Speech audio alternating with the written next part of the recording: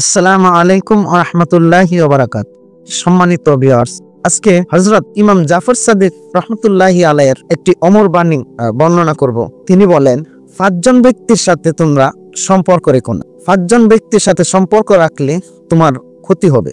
সেই পাঁচজন ব্যক্তিকে সেটাই বর্ণনা করব ইনশাআল্লাহ। এক নাম্বার হলো মিথ্যুকের সাথে, অর্থাৎ যে মিথ্যা কথা বলে সে তোমার হিতাকাঙ্ক্ষী হতে পারে কিন্তু নিজ মূর্খতার কারণে তোমার অমঙ্গল ঘটাবে। দুই, কৃপণ ব্যক্তি যে কৃপণতা করে সে সর্বদা নিজের লাভের জন্য তোমার ক্ষতি করবে। তিন, নির্দয় ব্যক্তি তার যখন অভাব হবে অভাবের সময় সে তোমাকে ধ্বংস করবে। চার, কাপুরুষ ব্যক্তি, কাপুরুষ মানে তো সকলেই জানেন, তুমি যখন কোনো বিপদের মধ্যে পতিত হও তখন সে তোমাকে পরিত্যাগ করবে। পাঁচ, ফাসিক ব্যক্তি, ফাসিক হলো তার লোভ লালসা অত্যন্ত বেশি, নিজ স্বার্থের খাতিরে সে তোমাকে প্রাণে হত্যা করতেও দ্বিধাবোধ করবে না। এই পাঁচজন লোকের সাথে কোনোদিন সম্পর্ক রাখা ঠিক হবে না বলেছেন হযরত ইমাম জাফর সাদিক রাহমাতুল্লাহি আলাইহি।